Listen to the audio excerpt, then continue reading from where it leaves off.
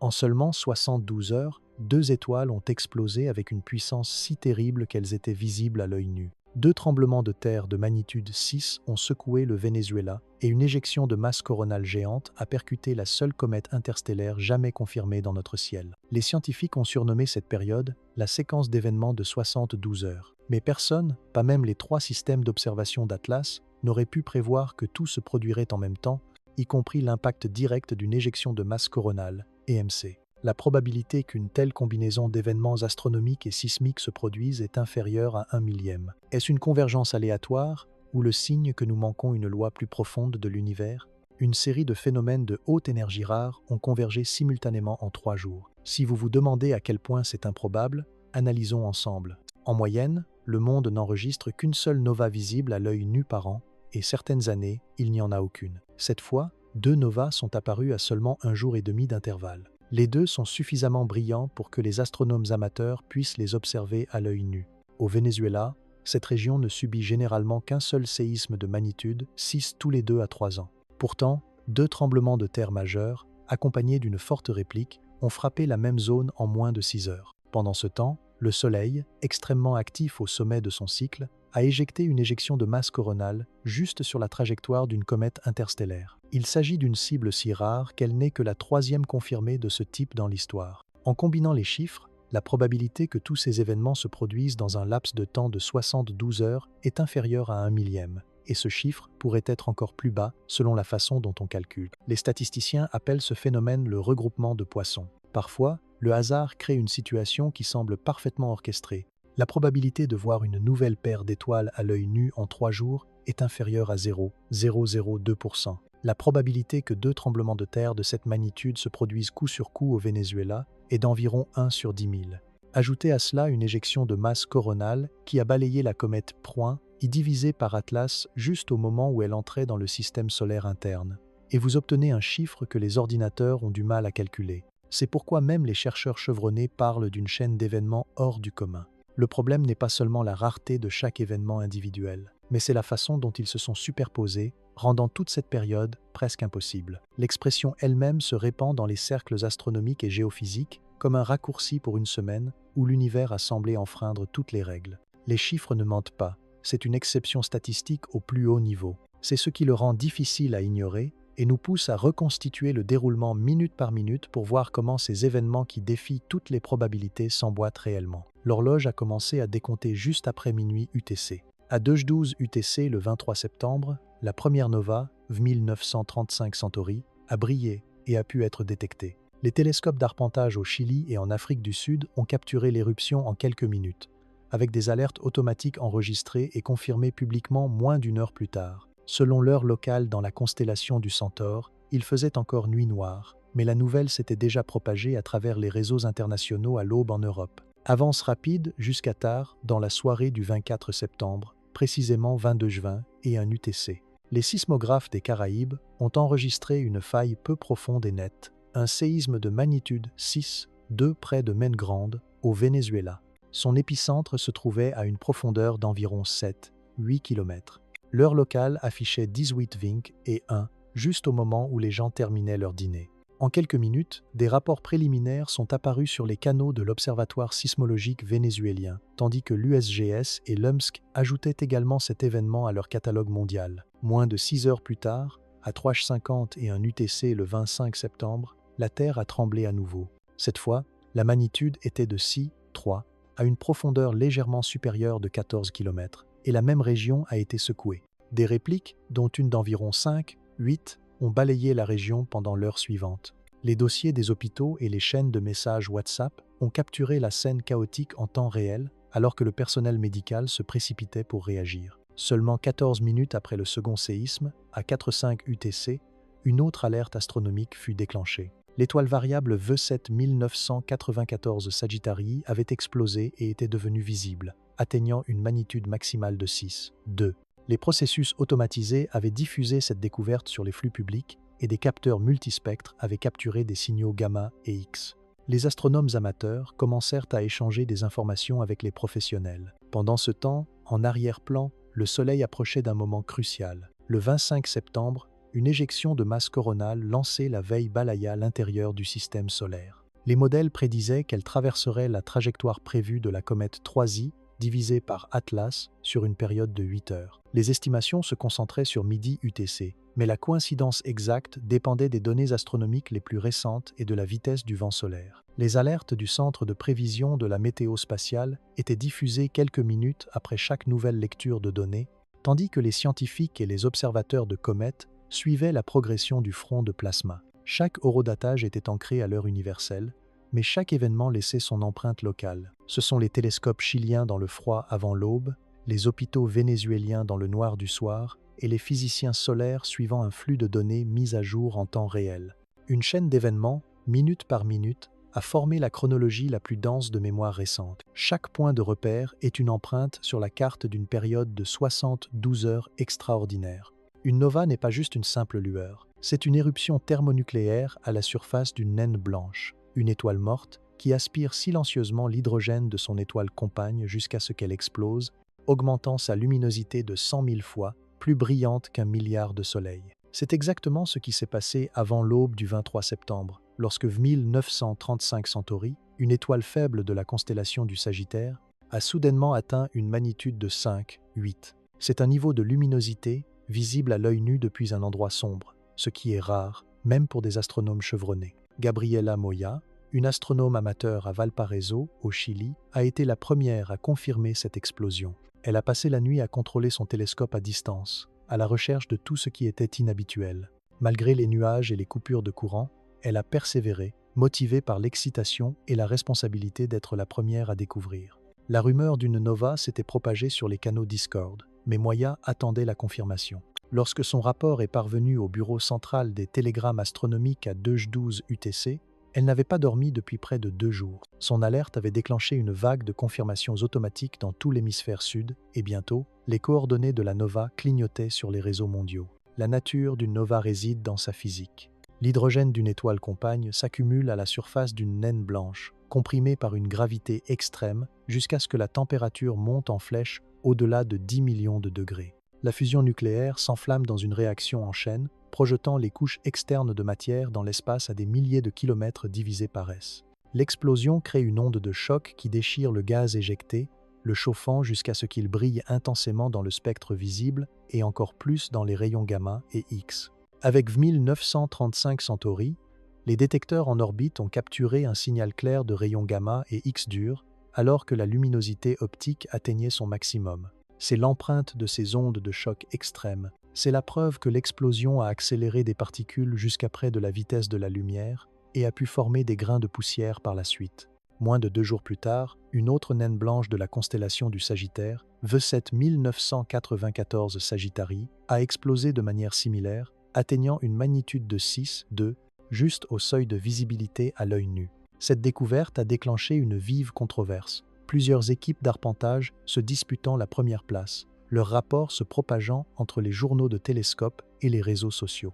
Des satellites à haute énergie comme Fermi et Swift ont enregistré cet événement presque immédiatement, capturant un pic rapide dans les rayons gamma et les rayons X durs. Les discussions internes à la NASA et au sein de l'équipe Fermi ont retardé la publication publique pendant que les données étaient examinées pour exclure les faux signaux. Lorsque les découvertes ont finalement été annoncées, une avalanche de prépublications a été soumise, chacune explorant la physique des ondes de choc et l'accélération des particules derrière l'explosion. Le dénominateur commun reliant ces novae est la force des signatures d'ondes de choc, visibles à la fois dans la courbe de lumière et dans l'émission à haute énergie. Ce ne sont pas de douces lueurs, mais des explosions thermonucléaires violentes se déroulant dans des systèmes binaires à des années-lumière de distance, mais suffisamment brillantes pour graver leur histoire dans notre ciel. Le premier tremblement de terre s'est produit peu après le coucher du soleil près de Maine Grande, d'une magnitude de 6, 2 sur l'échelle de Richter à une profondeur de 7, 8 km. Cette profondeur était suffisamment faible pour que la faille remonte directement à la surface, secouant les maisons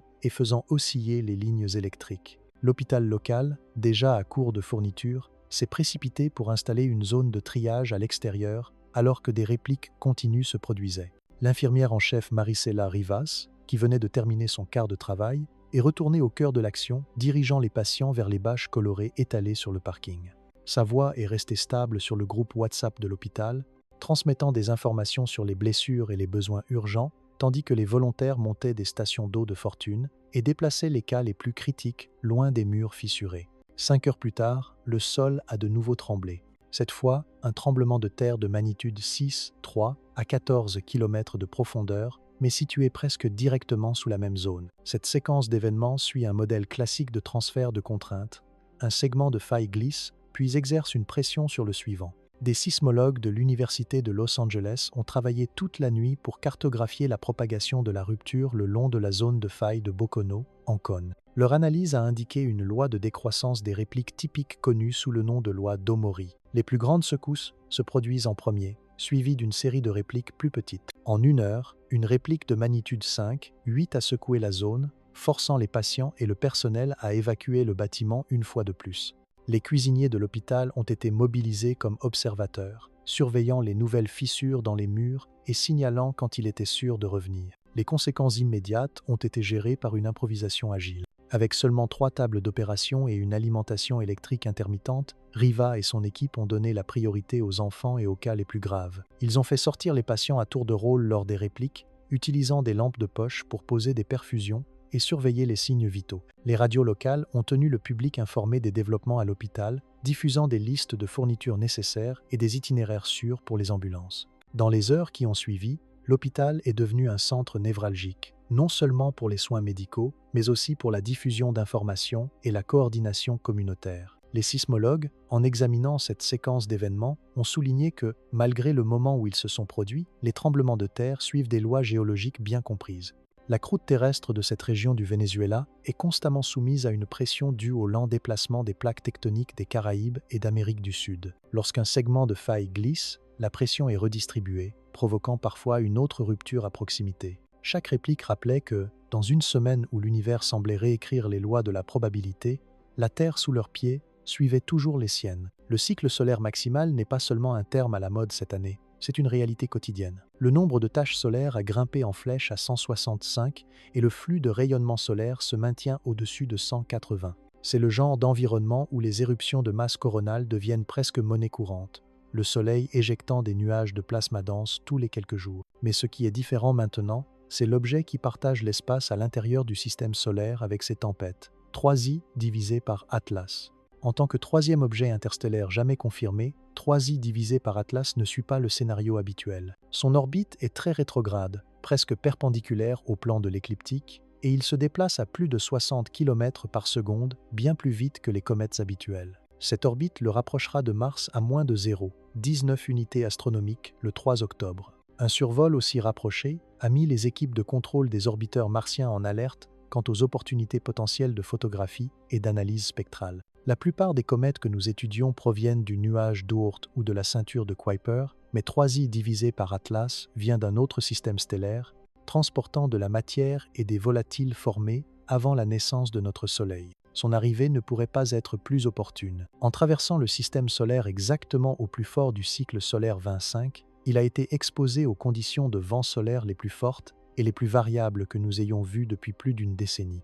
Cela en fait une sonde plasmatique naturelle, un objet avec une queue et une atmosphère qui peut révéler en temps réel comment la matière interstellaire réagit aux conditions météorologiques spatiales extrêmes. Le docteur Stephen Burns, un géophysicien renommé pour ses travaux sur les interactions Soleil-Terre, a qualifié ce passage d'expérience rare d'une génération. Il a souligné que si nous avons déjà été témoins de l'impact des éjections de masse coronale sur les comètes du système solaire, nous n'avons jamais eu l'occasion de voir cela se produire avec un visiteur interstellaire. Le survol rapproché de Mars ajoute une autre couche de signification, alors que les planétologues se précipitent pour coordonner les observations des orbiteurs comme TGO et MAVEN. Chaque point de données collecté maintenant pourrait aider à déchiffrer à la fois l'origine de la comète et la physique des interactions plasmatiques au maximum solaire. Alors que 3i divisé par Atlas survole Mars et se dirige vers son périhélie le 29 octobre, ce n'est pas seulement une curiosité. C'est une cible mobile rare pour la physique solaire et la science planétaire.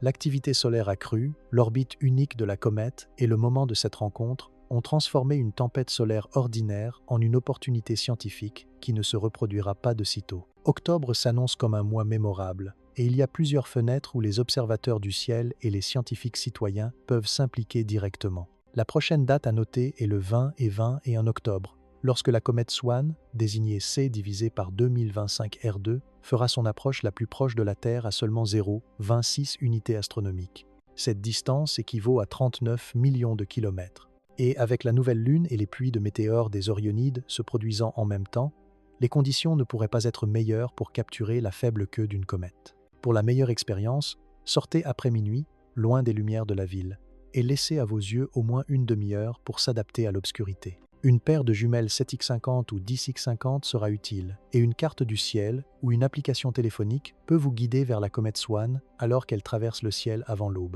Les 28 et 29 octobre, la comète 3i divisée par Atlas atteindra son périhélie, le point le plus proche du Soleil de son voyage, à environ 36 unités astronomiques. Bien qu'elle ne soit pas visible en plein jour, les observateurs expérimentés peuvent essayer de la trouver au crépuscule ou à l'aube, mais avec une extrême prudence. Ne regardez jamais directement le Soleil sans un filtre solaire certifié ISO 12312A2 et n'utilisez jamais de jumelles ou de télescope, à moins que le filtre ne soit solidement fixé à l'objectif avant. Même un bref coup d'œil sans filtre peut causer des dommages oculaires permanents. Pour la chasse aux comètes et aux novas, la patience sera récompensée. L'adaptation à l'obscurité est la clé, et une lampe de poche à lumière rouge ou un écran atténué aidera à protéger votre vision nocturne. Le troisième jour important est le 19 décembre, lorsque 3i divisé par Atlas s'approchera le plus de la Terre, à une distance de 1,8 unités astronomiques. C'est le moment où la comète sera la plus accessible pour les photographes et observateurs amateurs,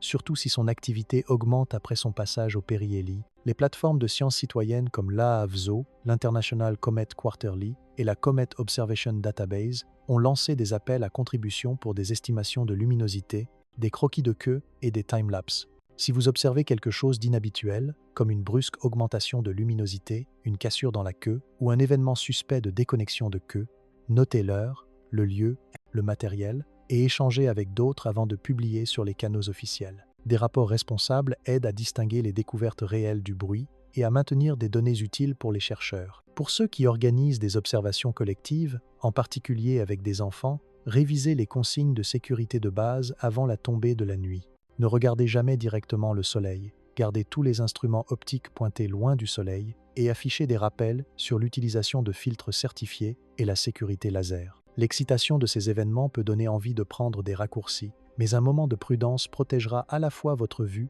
et votre crédibilité scientifique. Alors qu'octobre et décembre s'écoulent, le ciel nous lance une invitation rare, une invitation à laquelle il vaut mieux répondre avec des yeux clairs, une méthode prudente et un respect pour la merveille comme pour la sécurité. En seulement 72 heures, du 23 au 25 septembre 2025, 2 novas visibles à l'œil nu, 2 tremblements de terre de magnitude 6 au Venezuela et une éjection de masse coronale traversant l'orbite de la comète 3i divisée par Atlas se sont produits. La probabilité enregistrée de cette séquence d'événements est inférieure à 0,1%. À mesure que de nouvelles données arrivent des jalons suivants, tels que la comète traversant Mars, la comète Swan approchant la Terre et le périhélie de 3i divisé par Atlas, les observations de la communauté et les analyses minutieuses aideront à distinguer la coïncidence de la corrélation. Le record est là. Parfois, les modèles les plus rares de la nature se produisent juste sous nos yeux.